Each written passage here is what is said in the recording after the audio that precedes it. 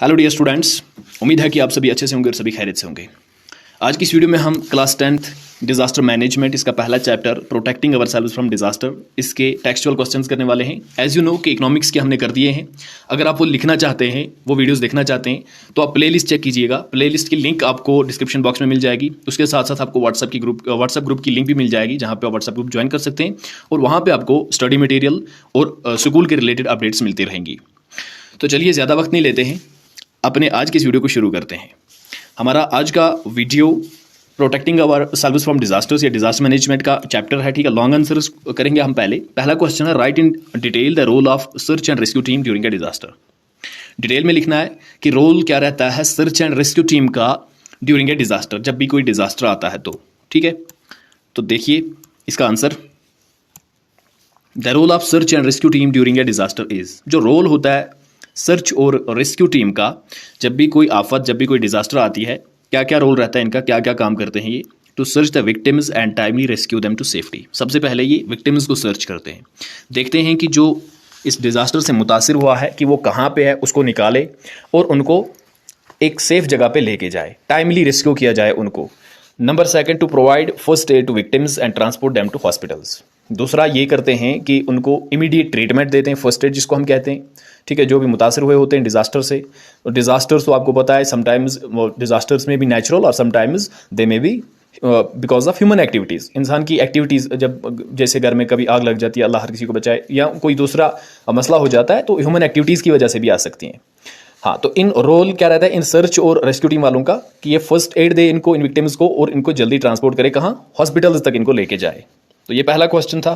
ठीक है, आप इसी तरह अपनी कॉपी पे लिख लें, वीडियो को पॉज करके, या फिर इसका स्क्रीनशॉट भी आप ले सकते हैं।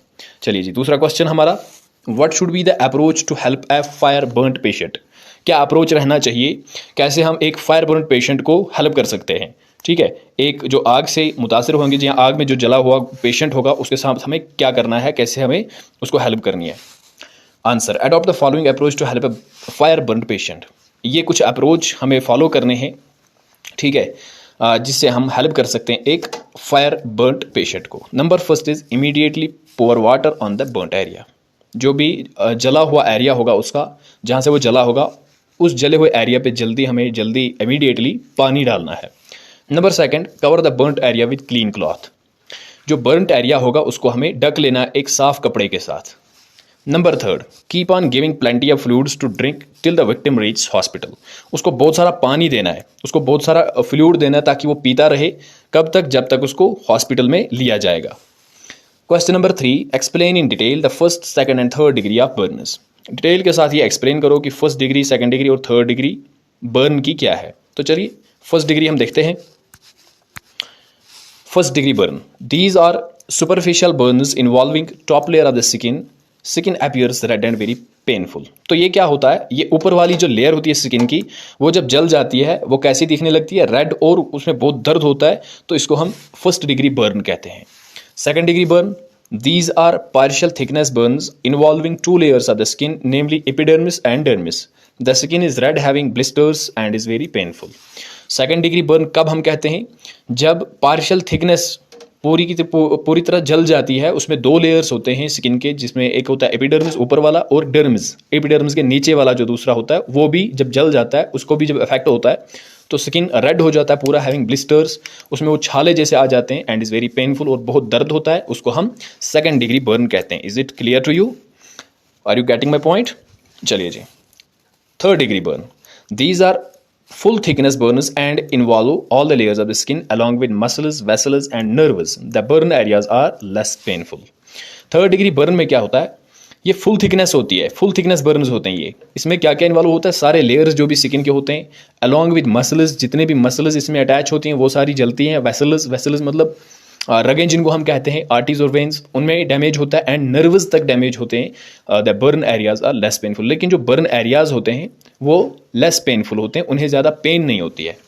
तो ये 3 डिग्रीज हैं बर्न की। ये था तीसरा क्वेश्चन।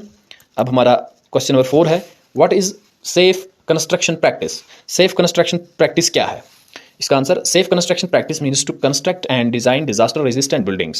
सेफ कंस्ट्रक्शन प्रैक्टिस का मतलब होता है कि ऐसी बिल्डिंग्स बनाई जाए जो डिजास्टर रेजिस्टेंट हो। ऐसी बिल्डिंग्स हम डिजाइन करें बनाए जो डिजास्टर रेजिस्टेंट हो, मतलब जब अर्थक्वेक आए या कोई दूसरा डिजास्टर आए उनमें गिरने के चांसेस बहुत कम हो। It helps to reduce the extent of damage and loss during disasters like earthquakes and floods etcetera. तो इससे क्या होता है, ये रिड्यूस करते हैं जो एक्सटेंट ऑफ डैमेज होता है किसी भी डिजास्टर से जो होने वाला होता है, तो उसको रिड्यूस करते हैं, कम कर देते हैं। जैसे अर्थक्वेक हो गया, फ्लड हो गया एक्स्ट्रा। जब भी लूज कंस्ट्रक्शन होगी या कच्चा मकान होता है तो अर्थक्वेक से या फ्लड से क्या होता है, वो जल्दी गिर जाता है।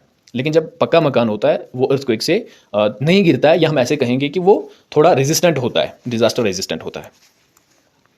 ये था क्वेश्चन नंबर 4। अब question number 5, what should be the role of community during a disaster. एक कम्युनिटी का क्या रोल रहता है डिजास्टर के वक्त। इसका answer, role of community during a disaster to prepare the people before disasters. तो क्या रोल रहता है कम्युनिटी का डिजास्टर से पहले, कि प्रिपेयर करे लोगों को, डिजास्टर से पहले लोगों को प्रिपेयर करे, ठीक है, उनको उनके अंदर अवेयरनेस फैलाए कि इस तरह से होता है, अगर डिजास्टर आ गया तो इस तरह से डैमेज हो सकता है, हमें कैसे इसमें बचना चाहिए। To manage the grave situation during as well as after the disasters. एक तकड़ी सिचुएशन वो मैनेज कर सके जब भी डिजास्टर आए या डिजास्टर के बाद। तो ये रोल रहता है कम्युनिटी का। Now short answers. What equipments should be carried bye A rescuer. Rescuer के साथ कौन से इक्विपमेंट्स होने चाहिए, उसको कौन कौन से इक्विपमेंट्स अपने साथ लेने चाहिए। रेस्क्यूअर होता है जो किसी को बचाने जाता है। Equipments for personal safety of rescuer. तो सबसे पहले उसको अपनी पर्सनल सेफ्टी देखनी है। ऐसा नहीं कि कोई आग में जल रहा है तो ये छलांग मार देगा, खुद को भी, ये खुद जब तक सेफ है तो तब तक ये उसकी हेल्प कर सकता है। अगर ये खुद सेफ नहीं है तो उस दूसरे बंदे को नहीं निकाल सकता है। इसलिए पर्सनल सेफ्टी जो है वो मस्ट है। सबसे पहले क्या होना चाहिए, हेलमेट होना चाहिए, लाइफ जैकेट होना चाहिए, गम बूट्स होने चाहिए, टॉर्च होनी चाहिए और एक विसल होनी चाहिए। सीटी जिसे बजा के जब भी खतरा लगे तो सीटी बजा के दूसरों को अवेयर कर सकता है। तो ठीक है, equipments for safety of victims. इतना ही नहीं, अब जब ये किसी विक्टिम को निकालेगा तो उसकी सेफ्टी भी उसको देखनी है। फर्स्ट एड किट लेनी है साथ, लेडर्स लेने, ropes, pulleys, small cutting tools, hammer extra, ये सारी चीज़ें इसको साथ लेनी है। Number 3, ultra modern search equipment, infrared cameras. ठीक है, कभी ऐसा होता है कि बहुत बड़ी बिल्डिंग होती है, कोई फंस गया होता है या फ्लड हुए आए होते हैं, उसके अंदर लोग फंसे होते हैं, तो कैसे निकाला जाएगा, कैसे उनको सर्च करना है।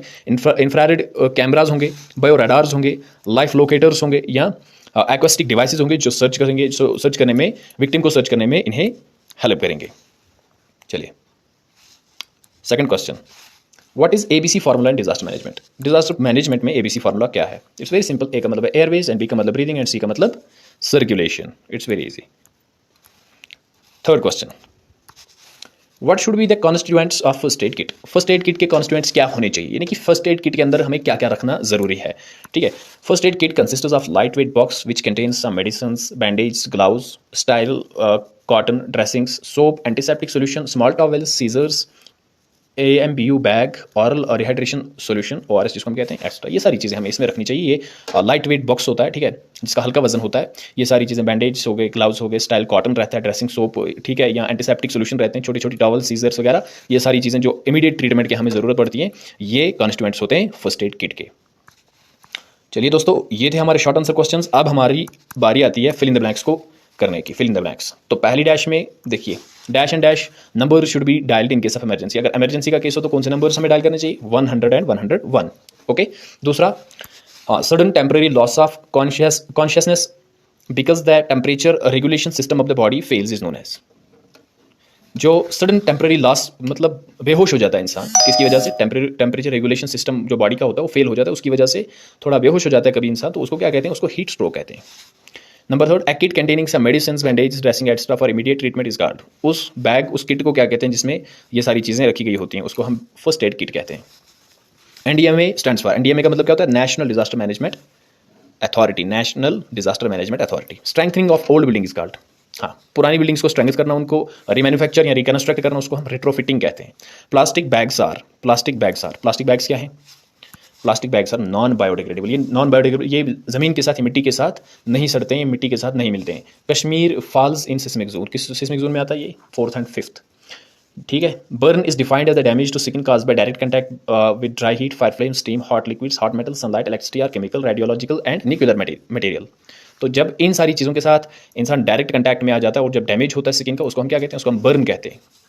9th one is dog bytes could cause A deadly disease called. जो कुत्ते की वो बाइट्स होती हैं, वो डेडली डिजीज़ हमें हमारे अंदर फैला सकती हैं, उनको हम क्या कहते हैं, rabies. DRABC stands for, DRABC का मतलब क्या होता है? Danger, response, airway, breathing and circulation. तो ये था आज का हमारा वीडियो। उम्मीद है कि वीडियो पसंद आई होगी। ऐसी मजीद वीडियोस देखने के लिए हमारे इस चैनल को जरूर सब्सक्राइब कीजिएगा। अगर वीडियोस पसंद आई हो तो वीडियो को लाइक करके कमेंट सेक्शन में हमें जरूर बताइएगा। अपने दोस्तों के साथ भी शेयर कीजिएगा। दीजिए इजाजत, अल्लाह हाफिज़।